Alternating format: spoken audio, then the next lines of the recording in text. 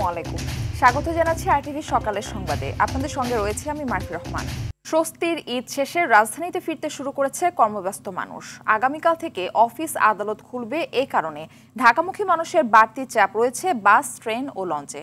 ঢাকা টাঙ্গাইল যমুনা সেতু মহাসড়কে ঢাকাগামী যাত্রী ও যানবাহনের চাপ বেড়েছে। সেতুর পূর্ব পাশসহ টাঙ্গাইল বাইপাস ও গোড়াই এলাকায় যাত্রীদের ভিড় রয়েছে। তবে রাস্তায় যানজট নেই, ট্রেনের শিডিউল বিপর্যয় হয়নি। লঞ্চ ও ঢাকা টাঙ্গাইল মহাসড়কে বাড়তি ভাড়া আদায়ের অভিযোগ করেছেন যাত্রীরা।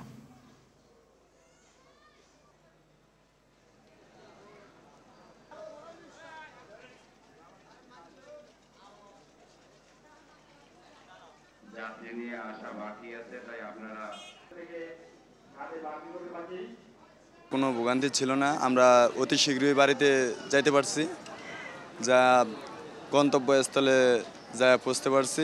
ভাড়াটা নির্ধারিত মূল্যই আছে 400 টাকা, যদি আমাদের সামর্থ্যের ভিতরেই। এখন তাজপুর লঞ্চ অনেক ভালোই শান্তিভাবে আছি, কোনো যাত্রীর সাথে কোনো উচ্ছৃঙ্খলা লঞ্চ কর্তৃপক্ষ কোনো গ্যাদারিং করে নাই। এ বিষয়ে আরো জানাতে রাজধানীর গাবতলী থেকে আমাদের সঙ্গে যুক্ত হচ্ছেন আমাদের সহকর্মী আর বাদল। বাদল, ঢাকা ফেরা মানুষের চাপ কেমন দেখছেন, কি বলছেন তারা জানাবেন। মার্ফি, মোটামুটি স্বাভাবিক চাপ রয়েছে। আমরা যেমনটি ভাবছিলাম যে আগামীকাল অফিস খুলবে, এই জন্য খুব বেশি চাপ থাকবে যানবাহনে, সে ধরনের কিছু আসলে আমরা দেখতে পাচ্ছি না। যেহেতু লম্বা একটি ছুটি পেয়েছে টানা 9 দিনের, এবং সেই কারণে যাত্রীরা আসলে দফায় দফায় ঢাকায় পৌঁছেছেন এবং আজকেও পৌঁছাচ্ছেন, যে কারণে গাড়িতে খুব যে চাপ যাত্রীরা ঢাকায় ফিরছে সেরকম নাই, ঢিলেঢালা অবস্থা, এবং যাত্রীরা স্বস্তিতে ফিরতে পারছেন। রাস্তায় কোনো জ্যাম নেই এবং কোনো ধরনের বিশৃঙ্খলা নেই, যে কারণে যারা দূরপাল্লার যাত্রী এসেছেন ঢাকায় তাদের সাথে কথা বলেছেন, তারা বলেছেন যে তাদের ঈদ স্বস্তিতে কেটেছে এবং যাওয়ার পথে এবং আসার পথে ঢাকায় কোনো রকমের ভোগান্তির মুখে তারা পড়েনি। এবং প্রতি বছরই আমরা যেটি দেখি যে রাস্তায় একটা যানজট থাকে, সেটিও এবার তারা পাননি, যে কারণে বেশ স্বস্তিতে ঢাকা ফিরছেন এবং ঈদও বেশ ভালো কেটেছে সেরকমটি তারা জানছেন। তবে দু একটি জায়গায় আমরা জানতে পেরেছি যে অতিরিক্ত ভাড়া নেয়ার বিষয়টি যাত্রীরা অভিযোগ করেছেন। এছাড়া ট্রেন, লঞ্চ সেগুলোতেও স্বাভাবিকভাবে যাত্রীরা ঢাকায় ফিরছেন এবং এখন পর্যন্ত ট্রেনের কোনো শিডিউল বিপর্যয় হয়েছে এরকম খবর আমরা পাইনি। তো সব মিলিয়ে বলা চলে যে মোটামুটি এবারে ঈদের যে যাত্রীদের যাওয়া আসার পথে সে কোনোটিতে আসলে ভোগান্তি ছিল না, আর স্বস্তির ঈদ বলা চলে এবং স্বাভাবিকভাবেই তারা কর্মব্যস্ত নগরীতে ফিরছেন। মার্ফি, এই ছিল আমার কাছে গাবতলী থেকে সর্বশেষ অবস্থা। পরের সংবাদে আরও বিস্তারিত জানাব। ধন্যবাদ আপনাকে। ঈদের ছুটি কাটিয়ে কর্মস্থলে যোগ দিয়েছে শিল্পাঞ্চল আশুলিয়া শ্রমিকরা। আবারও কর্মচাঞ্চল্য হয়ে উঠেছে পুরো শিল্পাঞ্চল। সকাল 7টার আগেই শিল্পাঞ্চলের অধিকাংশ কারখানা খুলে দেওয়া হয়। শ্রমিকরা প্রবেশ করতে থাকে। ঢাকা রপ্তানি প্রক্রিয়াজাতকরণ অঞ্চলের অধিকাংশ কারখানাও উৎপাদন শুরু হয়েছে। শিল্পাঞ্চলের বিভিন্ন গুরুত্বপূর্ণ স্থানে শিল্প পুলিশ সহ আইন শৃঙ্খলা বাহিনীর সদস্য মোতায়েন রয়েছে। শ্রমিকরা জানান, এবার স্বস্তির ঈদ যাত্রার পর আনন্দের সঙ্গে কাজে যোগ দিয়েছেন তারা।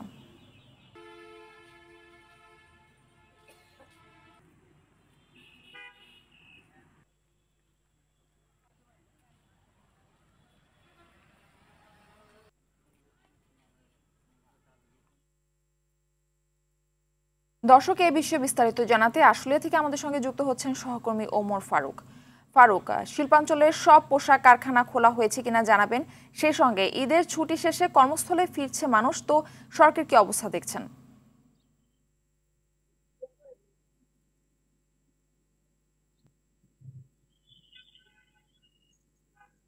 ধন্যবাদ মার্ফি। আপনি যেমনটা জানতে চেয়েছেন, শিল্পাঞ্চল ঈদের দীর্ঘ ছুটি শেষে কিন্তু আজকেই কিন্তু শিল্পাঞ্চল আশুলিয়ার বেশ কিছু পোশাক কারখানা খুলে দেওয়া হয়েছে এবং শ্রমিকরা কিন্তু তারা কাজে যোগদান করেছেন। বিশেষ করে ঢাকা ইপিজেডের কিন্তু 90% পোশাক কারখানা কিন্তু খুলে দেওয়া হয়েছে। এছাড়া বাইরে যেসব কারখানা রয়েছে সেগুলো কিন্তু পর্যায়ক্রমে খুলবে। আপনাকে একটু জানিয়ে রাখি, 25 তারিখে কিন্তু এই শিল্পাঞ্চল আশুলিয়ার ডিপিজেড এলাকা কিন্তু বন্ধ ঘোষণা করা হয় এবং এবার স্বস্তিতে বাড়ি ফিরেছেন এবং পর্যায়ক্রমে বাড়িতে গিয়েছেন। তারা স্বস্তি নেই কিন্তু কর্মস্থলে আবার এসেছেন। শ্রমিকদের সাথে আমরা সকালে কথা বলেছি, তারা বলেছেন এবারের ঈদ কিন্তু তারা নির্বিঘ্নে বাড়ি ফিরেছেন এবং নির্বিঘ্নে তারা কিন্তু এই শিল্পাঞ্চল আশুলিয়ায় আবার এসে কাজে যোগদান করেছেন। এবং সকাল থেকে তারা কিন্তু পায়ে হেঁটে বিভিন্ন রিক্সা ভ্যান যোগে এবং বাসে চড়ে চড়ে কিন্তু তারা শিল্পাঞ্চল আশুলিয়ার বিভিন্ন কারখানা পোশাক কারখানায় কাজে যোগ দিয়েছেন। সকাল 7টার আগ থেকে কিন্তু তারা বিভিন্ন কারখানায় যুক্ত শুরু করেছেন এবং তারা কাজে যোগদান করেছেন এবং উৎপাদন শুরু করেছেন। আমরা বলতে পারি যে শিল্পাঞ্চল আসলে এখন প্রাণচঞ্চল হয়ে উঠেছে। এই শিল্প কারখানার শ্রমিকদের পদচারণায় মুখরিত হয়েছে শিল্পাঞ্চল আশুলিয়ার মিল কারখানাগুলো। এই এলাকা কিন্তু কয়েকদিন বেশ ফাঁকা ছিল, তারা ছুটিতে বাড়িতে গিয়েছিলেন এবং আজকে কিন্তু মিল কারখানা ছুটি শেষ এবং আরো পর্যায়ক্রমে বিভিন্ন কারখানা কিন্তু শুরু হবে। এই ছিল শিল্পাঞ্চল আশুলিয়ার ডিপিজেড এলাকা থেকে আমার কাছে সর্বশেষ মারফি।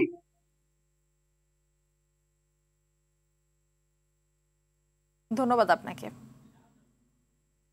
ঈদের ষষ্ঠ দিনেও ছুটির আমেজ কাটছে না বিভিন্ন জেলার বিনোদন ও পর্যটন কেন্দ্রগুলোতে। এবারের ঈদের টানা ছুটি থাকায় পরিবার পরিজন নিয়ে পছন্দের স্থানগুলো ভ্রমণ করছেন পর্যটন ও দর্শনার্থীরা। রমজানের লোকসান পুষিয়ে নিতে পেরে খুশি ব্যবসায়ীরাও। বিভিন্ন জেলার বিনোদন কেন্দ্রগুলো নিয়ে বিস্তারিত থাকছে আব্দুল হামিদের প্রতিবেদনে। ঈদের ছুটিতে নেত্রকোনার দুর্গাপুরের সাদামাটির পাহাড় পরিণত হয়েছে জেলার অন্যতম বিনোদন কেন্দ্রে। ভারতের মেঘালয় রাজ্যের সীমান্তবর্তী গারো পাহাড় বেষ্টিত দর্শনীয় স্থানটি দেখতে জেলার দূর দূরান্ত থেকে ভিড় করছেন ভ্রমণ পিপাসুরা। অনেক সুন্দর একটা পাহাড়, সাদা পাহাড়, নীল পানি আছে, ঘোড়া আছে, ভালো লাগতেছে, জায়গাটা অনেক সুন্দর। যদি না আসতাম তাহলে অনেক মিস করতাম। দর্শনার্থীদের নিরাপদ ভ্রমণ নিশ্চিতে পর্যাপ্ত নিরাপত্তা ব্যবস্থা নেওয়া হয়েছে জেলা প্রশাসনের পক্ষ থেকে। তারা যাতে নিরাপদে এবং নিশ্চিন্তে ঘুরে বেড়াতে পারে এবং সংশ্লিষ্ট উপজেলা প্রশাসনও সেই বিষয়ে সতর্ক অবস্থানে রয়েছে। পটুয়াখালীতে ঈদের আনন্দ উপভোগ করতে পরিবার পরিজন নিয়ে অনেকেই ঘুরতে আসছেন লেবুখালীর পায়রা সেতুতে।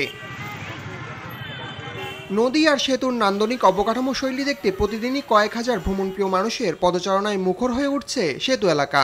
সবসময় আমি আসি, তো আজকের ভিন্নতা দেখে আমার খুব ভালো লাগতেছে। অনেক ভালো লাগছে। প্রশাসনকে যেন এই ধরনের ব্যবস্থা নেয় যাতে করে এটা পর্যটন এরিয়া হিসেবে গড়ে তোলে। মৌলভীবাজারের 1.5 শতাধিক পর্যটন স্পটে ঈদের আনন্দ উপভোগ করছেন পর্যটকরা। জেলার মাধবকুণ্ড ঝর্ণা, হামহাম ঝর্ণা, শ্রীমঙ্গলের চা বাগান, লাওয়াছড়া বন দেখতে আসছেন ভ্রমণ প্রেমীরা। প্রশাসনের সার্বিক ব্যবস্থা গ্রহণ করার কারণে এই পর্যটকরা নিরাপদে এবং স্বাচ্ছন্দ্যে আসছে। আমরা প্রতিবারও আসলে তো এবারও আইছি ঈদ উপলক্ষে শ্রীমঙ্গল। অতিরিক্ত দর্শনার্থীদের ভিড় সামলাতে হিমশিম খাচ্ছে জেলার ট্যুরিস্ট পুলিশ। আমরা এই শ্রীমঙ্গলে যতগুলি স্পট আছে প্রত্যেকে আমরা চেষ্টা করে যাচ্ছি যেন পর্যটকরা সঠিকভাবে নিরাপদে সুন্দরভাবে তারা ঘুরতে পারে। দ্বীপজেলা ভোলার ড্রিমল্যান্ড শিশু পার্ক, ইলিশবাড়ি সহ অন্যান্য বিনোদন কেন্দ্রগুলো জমে উঠেছে ঈদের ছুটিতে। আব্দুল হামিদ, RTV। দর্শক, এই বিষয়ে আরো জানাতে রাঙামাটি থেকে আমাদের সঙ্গে যুক্ত হচ্ছেন সহকর্মী ইয়াসিন রানা সোহেল। সোহেল, ঈদের ছুটির শেষ মুহূর্তে পর্যটকদের ভিড় কেমন দেখছেন জানাবেন?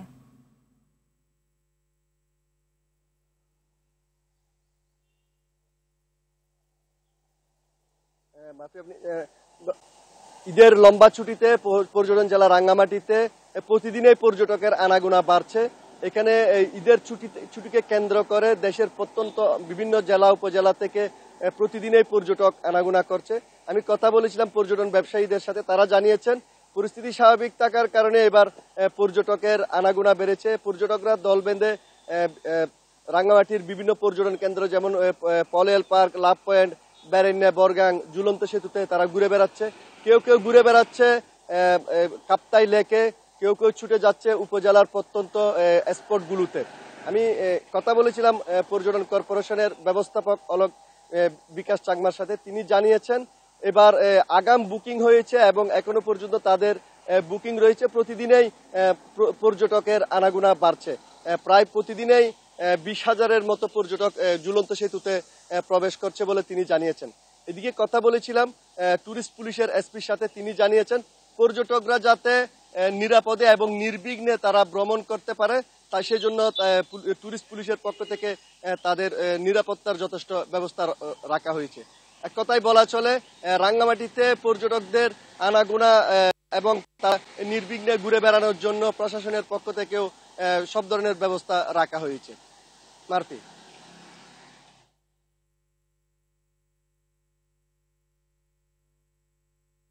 বেপরোয়া যান চলাচলের কারণে সড়কে থামছে না মৃত্যুর মিছিল। বছরের সবচেয়ে বেশি দুর্ঘটনা হয় 2 ঈদে। প্রিয়জনের সাথে খুশি ভাগ করতে গিয়ে কখনো দুর্ঘটনায় বিষাদে ছেয়ে যায় পরিবার।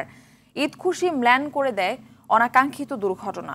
দক্ষ চালকের অভাব ও সড়কে শৃঙ্খলা ফিরে না আসায় দুর্ঘটনা বাড়ছে বলে মনে করেন বিশেষজ্ঞরা। সাকিবুর রহমানের রিপোর্টে থাকছে বিস্তারিত।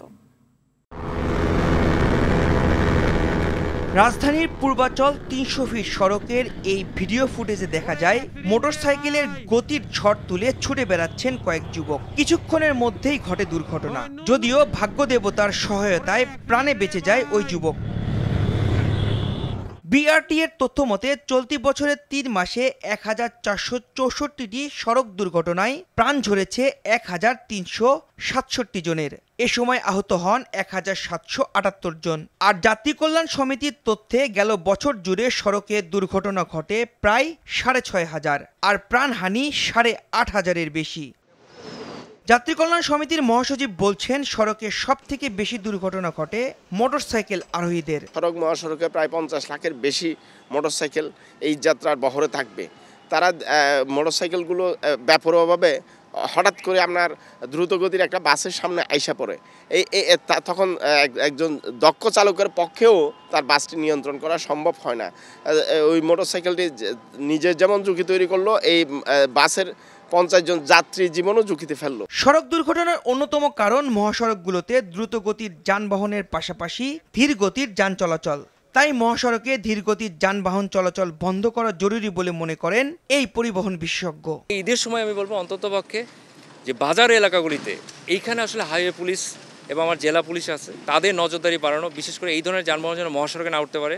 প্রয়োজন বোধে অস্থায়ী ডিভাইডার এবং সড়ক বিভাজন তৈরি করে দিয়ে হলে নিয়ন্ত্রণ করতে হবে। কারণ ঈদের শেষের দিকে যে চাপ তৈরি হয় এবং এই ধরনের যানবাহনের যে জন্ম, আমি বলবো অবৈধ যানবাহন যেভাবে হচ্ছে, ক্যান্সারের সেলের মতন ম্যালিগনেন্ট হচ্ছে সড়কের মধ্যে, এই যানবাহনগুলো যদি মহাসড়কে চলে আসে তাহলে দুর্ঘটনার মাত্রা কিন্তু আরও বাড়বে। এছাড়াও সড়কে শৃঙ্খলা ফেরাতে আইনের কঠোর প্রয়োগ, লক্কর ঝক্কর গাড়ির ব্যবহার বন্ধ, বিআরটি এর সক্ষমতা বাড়ানোর তাগিদ দেন পরিবহন সংশ্লিষ্টরা। পুরো বছর ধরেই আমরা দেখি এখানে একটা অপসংস্কৃতি বলবো আমি চলে। আপনি জানেন যে এখানে যানবাহনের ফিটনেসের ঘাটতি থাকে, চালকের দক্ষতার ঘাটতি থাকে। আমরা দেখি যে দুর্ঘটনা যখনই হয় চালকের ড্রাইভিং লাইসেন্স থাকে না, যানবাহনের কোনো কাগজপত্র থাকে না। তো এই বিষয়গুলো হচ্ছে ঈদের সময় সব একবারে ফিটফাট হয়ে যাবে, বিষয়টা কিন্তু তা না। ঈদের সময় আমরা সবসময় দেখি গায়ে গতরে একটা কাজ করার বিষয় চলে আসে। যেহেতু পুরো বছর ধরে দেখি আমরা লক্কর চক্কর সব বাদ চলছে, ঈদের সময় গায়ে গতরে এটাকে কীভাবে একটু রংচং করে কসমেটিক লাগিয়ে নামানো যায় সেই চেষ্টাটা চলে। আইন শৃঙ্খলা বাহিনীর তৎপরতা বা নিয়ন্ত্রক সংস্থার তৎপরতা যতই বেশি থাকে তত কিন্তু দুর্ঘটনা এবং প্রাণহানি কমানো সম্ভব হয়েছে। এটা অতীতে আমাদের অতীতের গবেষণা তাই বলছে। শুধু ঈদের সময় নয়, বছরব্যাপী উদ্যোগ নিয়ে সড়ক দুর্ঘটনা কমানো ও শৃঙ্খলা ফেরাতে জোর দেওয়ার কথা বলছেন পরিবহন বিশেষজ্ঞরা। সাকিবুর রহমান, RTV, ঢাকা। রাজধানীর কাশী ফ্লাইওভারে প্রাইভেট কারের সঙ্গে মুখোমুখি সংঘর্ষের পর ছিটকে নিচে পড়ে 2 বাইক আরোহীর মৃত্যু হয়েছে। শুক্রবার রাত 10টার দিকে এই ঘটনা ঘটে। দুর্ঘটনার পর দুজনকে হাসপাতালে নেওয়া হলে চিকিৎসকরা তাদের মৃত ঘোষণা করে। তবে নিহতদের পরিচয় পাওয়া যায়নি। প্রত্যক্ষদর্শীরা জানায়, টয়োটার CHR গাড়িটির সঙ্গে সংঘর্ষের পর বাইকের পেছনে বসা তরুণ অন্তত 25 ফিট নিচে সড়কে পড়ে যায়। আর বাইক চালক ফ্লাইওভারের উপর পড়ে থাকে। আশেপাশের লোকজন এসে তাকে উদ্ধার করে হাসপাতালে নেয়।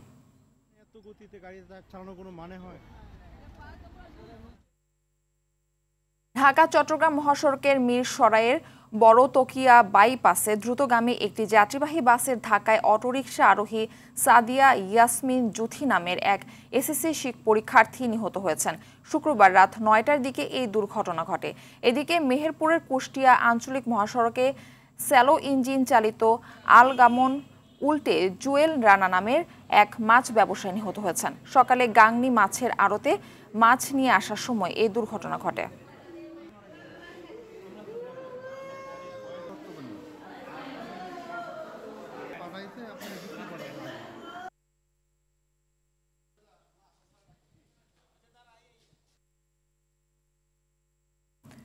বিমস্টেক শীর্ষ সম্মেলনে যোগ দিয়ে 2 দিনের থাইল্যান্ড সফর শেষে দেশে ফিরেছেন প্রধান উপদেষ্টা অধ্যাপক ডক্টর মোহাম্মদ ইউনূস। শুক্রবার রাতে দেশে ফেরেন তিনি। প্রধান উপদেষ্টার উপপ্রেস সচিব আবুল কালাম আজাদ মজুমদার জানান, প্রধান উপদেষ্টা এবং তার সফর সঙ্গীদের বহনকারী বিমান বাংলাদেশ এয়ারলাইন্সের ফ্লাইট শুক্রবার রাত 10:05 হযরত শাহজালাল আন্তর্জাতিক বিমানবন্দরে অবতরণ করে।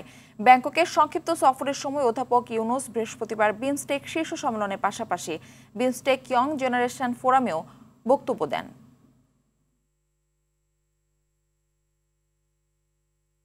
ঋণ কর্মসূচির আওতায় 470 কোটি মার্কিন ডলার অর্থ ছাড়ের আগে বিভিন্ন শর্ত পর্যালোচনা করতে আজ ঢাকায় আসছে আন্তর্জাতিক মুদ্রা তহবিল IMF এর প্রতিনিধি দল।